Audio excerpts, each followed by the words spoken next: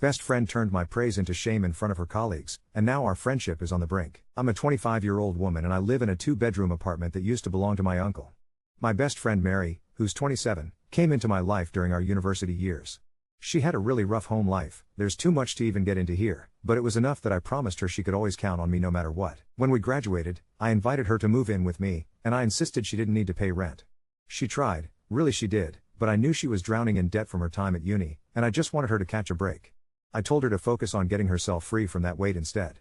She was so grateful, and honestly, I loved having her around. We were a perfect match at home, never fought, shared the same cleaning habits, loved the same shows, never any arguments over chores or the remote. Tonight was supposed to be special, a kind of celebration for everything Mary achieved all in the same whirlwind month. She finally shook off her last bit of debt, landed a killer promotion at work, and even passed her driving test. I thought all those wins deserved a proper night out, so we splurged on a fancy restaurant in London. There was me, Mary, 4 of her colleagues from work, plus 2 old friends from uni. The atmosphere buzzed, laughs, stories, the comfort of a long overdue celebration. At one point, I handed Mary a card, poured my heart out in it, told her how inspiring she was, what an amazing friend she'd been, and how lucky I felt to have her in my life. I'd tucked quite a bit of cash inside, too, so she could put it toward her first car. When she opened it, she just started crying, thanking me over and over. We hugged forever, and for that moment, I thought everything was perfect. Then, as we were pulling apart, I said how proud I was of her, how she'd kicked life in the butt, made herself so successful, and stood strong no matter how hard things got, including pushing back against her toxic dad. I told her she was inspiring to me, after all those times we stretched pennies together, worked lousy jobs, and dreamed of getting here. I wanted her to know just how much it all meant to me, seeing her finally living her dream. But then her whole demeanor changed. She looked so upset, mad, even, and she said, "Please don't do that, you know I don't like it when you do that." The words stopped me in my tracks. She'd never, ever said anything like that to me before, so I was blindsided. I apologized immediately, told her I truly hadn't realized saying those things would upset her, that it was never my intention. She just scoffed, rolled her eyes, and when I glanced at her work friends, every single one was shaking their head at me, glaring. Suddenly, I felt like I was shrinking out of my own skin. Mortified, awkward, I never wanted to hurt Mary, I just wanted to celebrate her. After that, she barely looked at me the rest of the night and completely ignored me at the table. When the group split to head home, none of her colleagues acknowledged me, nothing but cold shoulders. Back at the apartment, I tried once more as she was heading to her room. I apologized again, but she just brushed me off, said she was tired, and told me we'd talk in the morning. Now, I can't stop overthinking it. What if she wants to move out? What if I've wrecked our friendship? I keep replaying every little thing I said or did, wondering if I missed some sign in the past. She never seemed hurt or upset by my words before. But now, her colleagues are all messaging me too, calling me an asshole, saying I belittled her, and I'm just reeling, because I truly never, meant it that way. Update 1. I wasn't sure how to update anyone, since I'd never shared a story like this before. When everything started to unravel, I grabbed my notepad and jotted things down, intending to share it all when I could actually breathe. But almost everything happened in just one single, wild day, a day that spun out faster than I could have ever prepared for. Now that I have a moment, I want to lay out exactly how it all unfolded, putting it all here while it's still fresh in my memory. That morning, I woke up still reeling from all the mixed reactions I'd gotten to my story. My head was spinning, but I also appreciated the advice, especially the tips on how to talk to Mary. I felt grateful and, honestly, a little hopeful, ready to approach her with an open mind like so many suggested. But as it turned out, none of that well-meaning advice could have possibly helped, and I feel bad even having to admit it. Every hour that passed seemed to pull me further from any sense of resolution, so I started marking rough timestamps, desperate to get a grip on how fast the day was slipping away from me. And as things kept happening, one after another, it was clear this day was something I'd never forget. Update 2. She looked up at me, confusion written all over her face, and asked, "Why are you sorry?" I reminded her about last night, how angry she seemed, the tension in her voice, and the words that felt like daggers. I was bracing myself for more of that icy distance. Instead, she burst out laughing. "It doesn't matter, don't worry about it," she said, as if everything that had happened was just some trivial blip, already forgotten, while she went right back to making breakfast. Still, I needed to make sure. The memory of everything that went down replayed in my mind like a broken record. I pressed on, asking if maybe I'd gone too far last night, if offering her that money made her feel like I thought less of her, if I'd crossed some invisible line I wasn't even aware of. She didn't miss a beat. "Nope. We're cool. It doesn't matter, I think everyone just misunderstood the situation and you're taking things to heart a little too much." Her answer should have given me some peace, but it just made me more confused than ever. I told her about her friends' texts, how they'd reached out to call me an asshole, how they said I was belittling, how their words cut me even deeper than her anger had. She just shrugged and said they probably misread things, brushing it all off like it was nothing. promising she'd talk to them. But I'm left winded, completely drained. I haven't slept at all, the anxiety gnawing at me while I lay staring at the ceiling, convinced she hated me and that I'd messed things up so badly she'd never want to see me again. And now, here she is, acting like nothing happened, laughing, chatting, fixing herself breakfast, completely back to normal. Meanwhile, I'm still stuck reliving last night, craving some closure I'm not sure I'll ever get, feeling lost in her indifference and wondering if I'm the only one who still remembers. Update 3. One of my friends suggested that maybe someone had said something to Mary's work colleagues about me, painting me in a bad light and turning them against me. The idea rattled around in my mind until both of my friends dropped by the flat that afternoon. I confronted them about it, demanded to know if either of them had stirred the pot. Both instantly denied it. Claire, who I'd already spoken to over the phone earlier, offered to reach out to one of Mary's work colleagues she knew, just so we could finally get to the bottom of all this confusion. The colleague, let's call her Jane, agreed to come over. When Jane walked into my flat, she looked furious. I actually felt like ducking behind the kitchen counter to avoid the heat of her glare. The four of us sat down, tension thick in the air, and I tried to explain that I'd talked to Mary about last night, and she seemed fine, but I was still left lost. That's when Jane just laughed, cold and incredulous, and snapped, "Don't try that shit with me, you can't just pretend now that you've been exposed in public." I stared at her, stunned, completely out of my depth. Claire jumped in, just as confused, and asked what Jane was talking about. Jane launched into this wild accusation, claiming she knew how I really treated Mary, accusing me of regularly abusing her, belittling her, intimidating her into a corner, and forcing her to smile and play nice for everyone else's benefit. For a moment, I genuinely didn't know if I should laugh or break down. Then, to make things infinitely worse, Jane pulled out her phone and showed me her texts with Mary. There, in black and white, Mary had apparently messaged Jane in distress, saying I'd locked her in her room because I was having a meltdown over her making friends at work, a complete fabrication, something that never happened. My friends, Claire and the other, looked at the text too, their eyes flicking through messages where Mary claimed she was afraid of me, claimed I'd trapped her in my flat, and that I was extorting rent money from her. Reading those words about myself was like being hollowed out from the inside. I couldn't keep looking at the screen. Then Claire landed on a message where Mary claimed I had cancelled her 21st birthday party at university and had banned her from going out and celebrating. But Claire and my other friend had actually been at that party. I had thrown a Great Gatsby themed night for Mary, spending over £500 to give her the experience she'd always dreamed of. In the texts, she pretended none of that ever happened. We went through all the evidence, the accusations, the lies.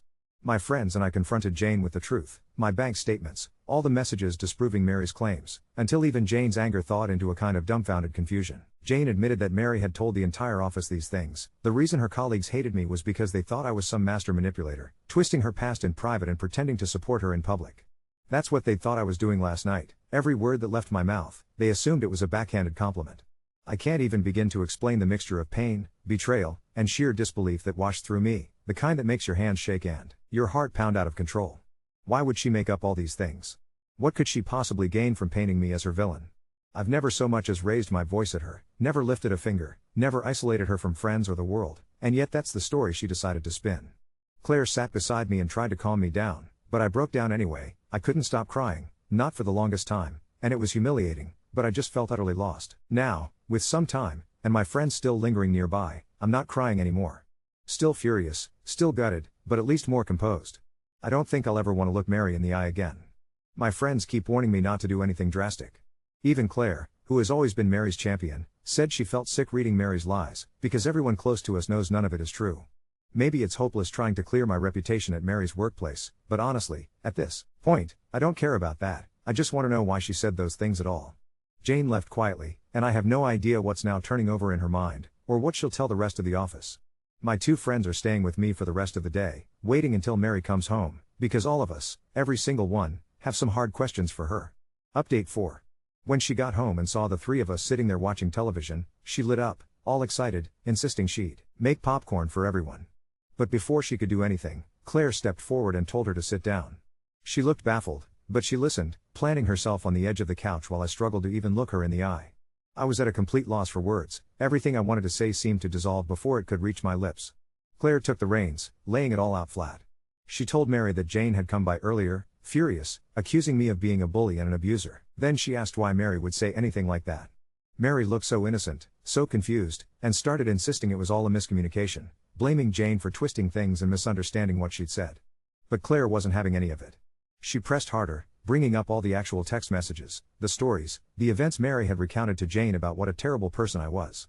Each mention was like a punch to the gut. Mary suddenly clammed up, mumbling something about it all being a work joke, but Claire wouldn't let her off so easily. She pushed even harder. And finally, Mary just broke apart in front of us. She started sobbing, gasping out that she never meant any of it, that it was all just a stupid mistake, one that shouldn't matter. She sat there begging for forgiveness, telling me she loved me, that everything had gotten wildly out of hand. But I'd had enough. My exhaustion was bone deep. I finally forced myself to meet her eyes and told her she had 1 week, just a week, to find somewhere else to live and to get out. Her reaction was immediate, full-on bawling, begging, desperate to stay. She kept repeating that I didn't work with Jane or Claire so it shouldn't matter, but that just made me angrier. I told her I wouldn't tolerate this kind of deceit in my life any longer.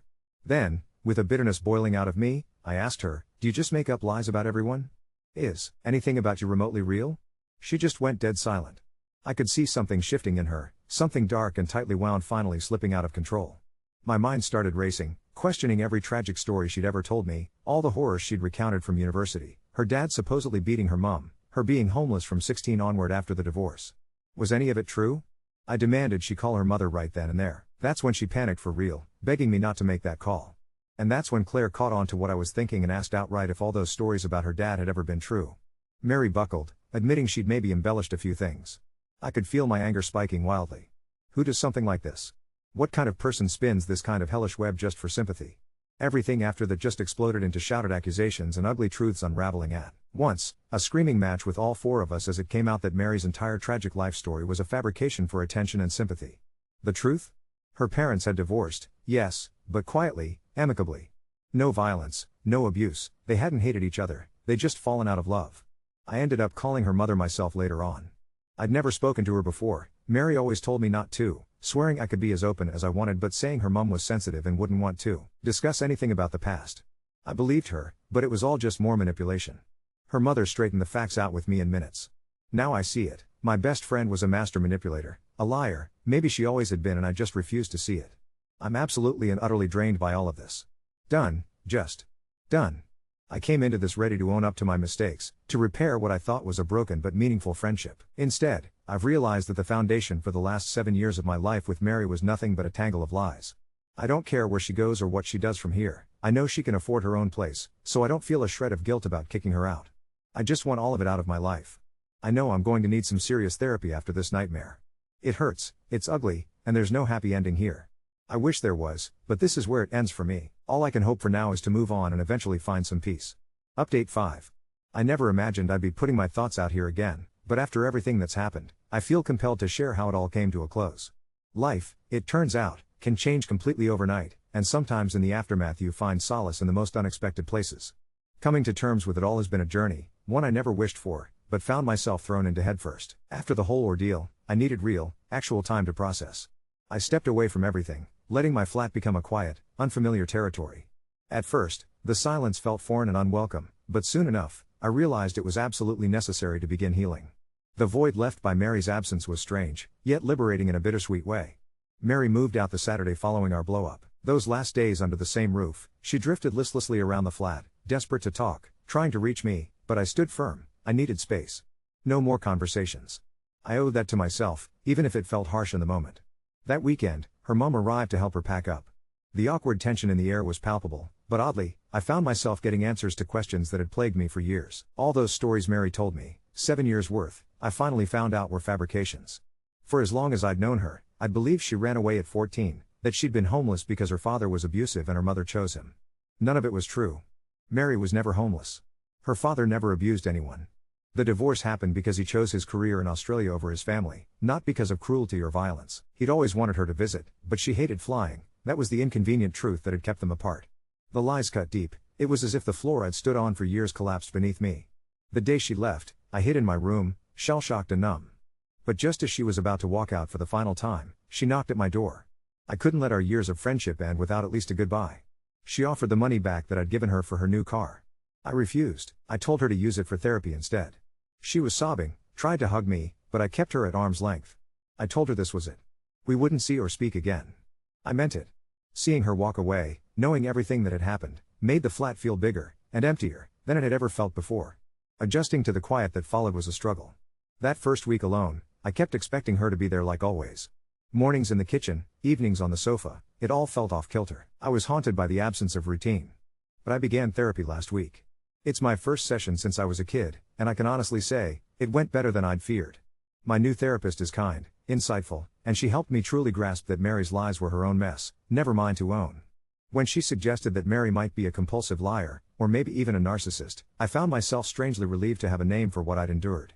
Even now, the shocks haven't quite stopped. Jane, curious about the whole thing, asked me out for coffee to catch up and clear the air. She dug deeper into why Mary weaponized her abuse story against me and discovered more unsettling truths. Mary had spun similar tales to a painter at work, someone who used art to cope with his real trauma. She targeted him with her story just to grow close, and when the truth came out, he, like many others, cut her off completely. Word spread, and now, people keep their distance, fearful she might make up stories about them too. Jane said it herself, not many people speak to Mary now.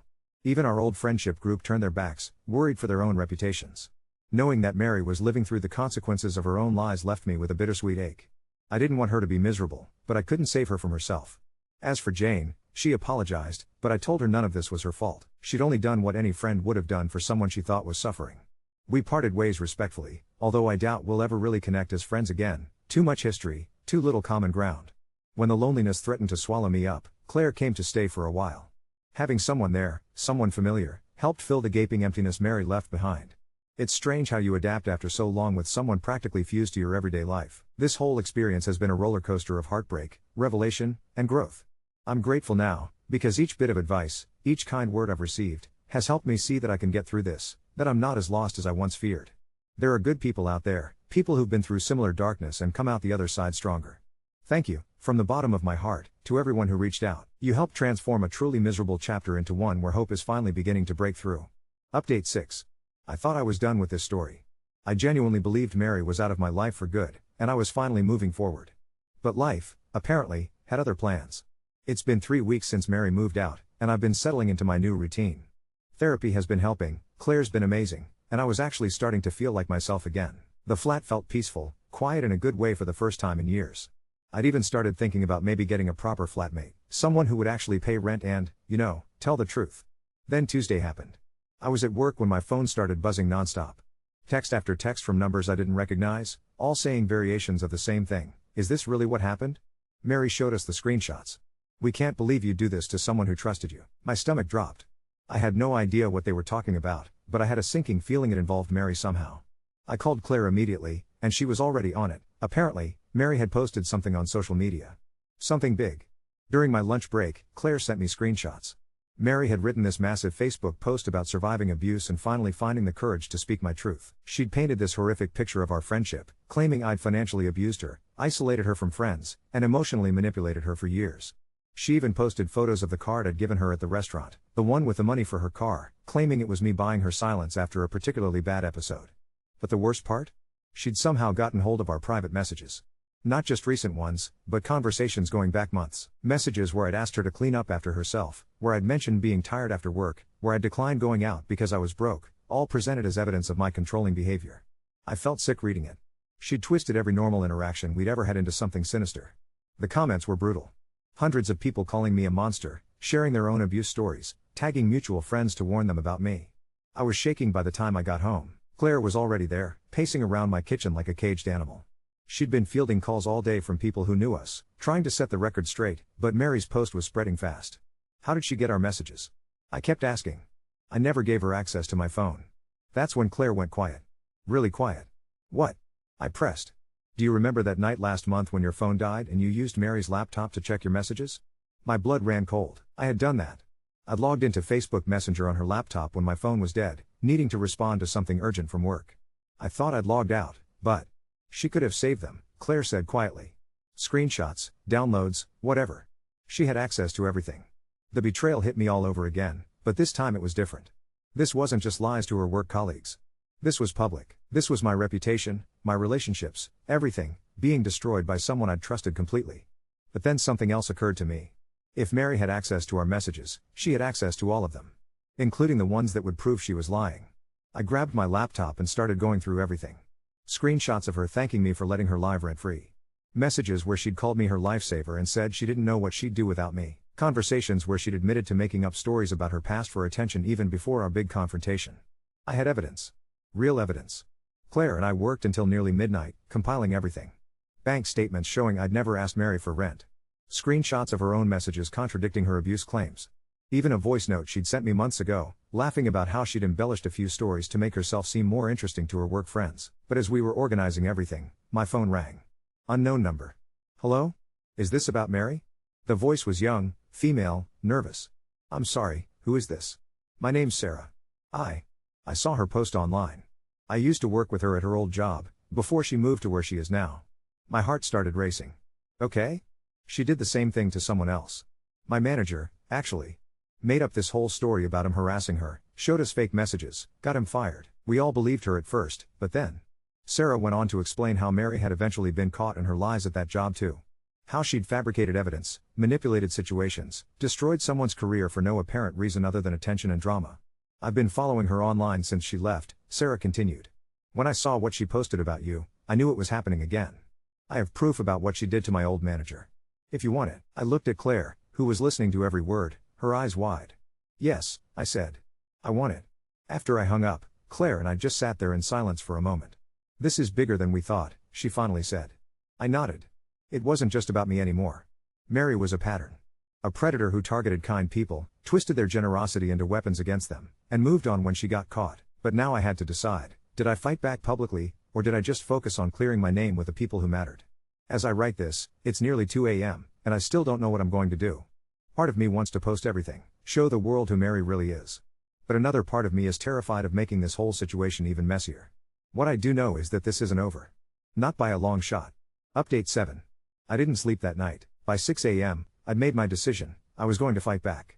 But first, I needed to understand exactly what I was dealing with. Sarah sent me everything she had by email that morning. Screenshots, voice recordings, even CCTV footage from their old office that she'd somehow managed to get her hands on. The parallels were chilling. Mary had used the exact same tactics on her former manager, fake messages, twisted conversations, even the same financial abuse narrative when he bought her lunch a few times. But what really got to me was a recording Sarah had made during Mary's last day at that job. You could hear Mary on the phone, laughing with someone about how easy it had been to get everyone on her side and how she was excited to start fresh somewhere new. She talked about her victims like they were just obstacles to overcome. I was still processing all of this when Claire burst through my door at 8 a.m., looking panicked. We have a problem, she said, shoving her phone at me. A big one. Mary had posted again. This time, she'd somehow gotten hold of photos from inside my flat, pictures I definitely hadn't given her permission to take. She was claiming they showed evidence of the controlling environment she'd lived in. One photo showed the kitchen calendar where I'd written things like rent due and utilities bill. She was saying this proved I was financially monitoring her every move. Another showed my bookshelf, which she claimed I'd strategically arranged to include books about manipulation and control to intimidate her. The books she was referring to? A psychology textbook from university and a self-help book about setting boundaries that my therapist had recommended months ago. But the worst part was the comments. Her post had gone viral overnight. Thousands of shares, hundreds of comments calling me every name in the book. People were talking about tracking me down and making sure everyone knows what I really am. Someone had even found my workplace's Facebook page and was posting warnings about me there. This is insane, I whispered, scrolling through the endless stream of hatred directed at me by complete strangers. That's when my phone rang. My manager. I need you to come in early today, she said, her voice tight. We need to talk. My stomach dropped. Is this about, just come in? Please. The meeting was worse than I'd imagined. HR was there, along with my manager and the department head. They'd printed out Mary's posts, along with screenshots of the comments on our company's social media pages. We're not saying we believe any of this, my manager started carefully, but we're getting calls. Clients asking questions. The situation is complicated.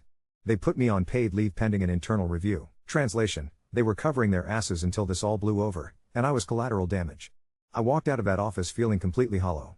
7 years of excellent work performance, and it meant nothing because of Mary's lies. But then something unexpected happened. As I was sitting in my car in the office car park, trying not to cry, someone knocked on my window. It was David, a guy from accounting I'd chatted with a few times.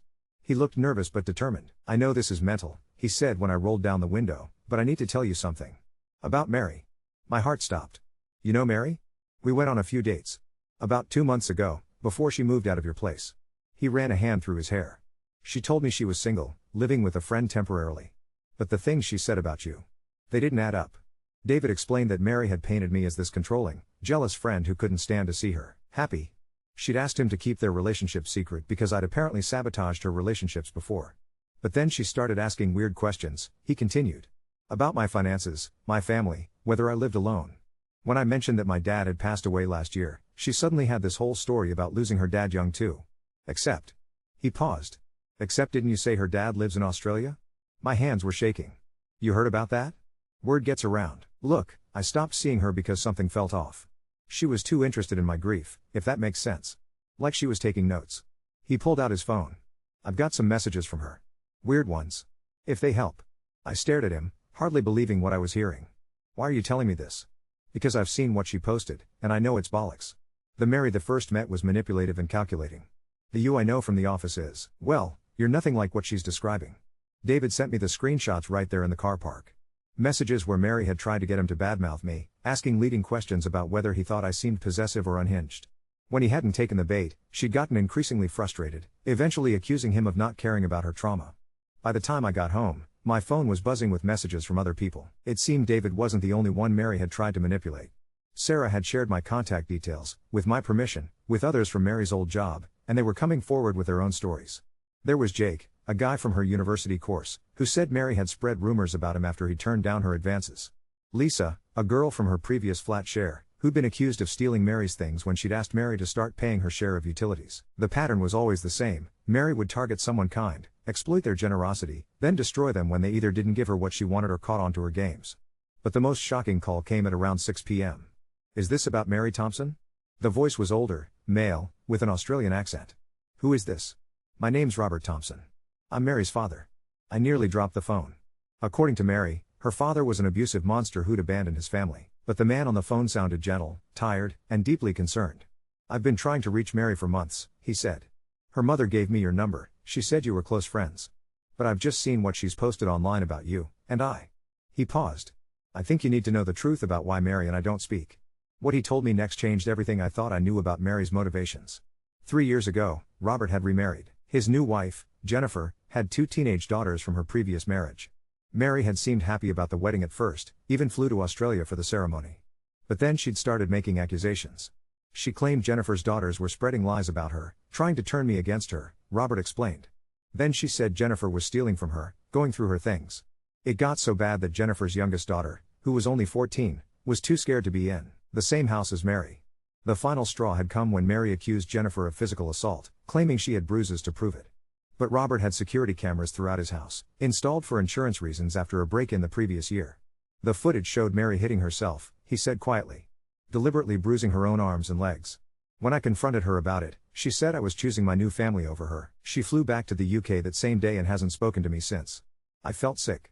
Not just because of what Mary had done, but because I realized she'd probably been planning something similar with me.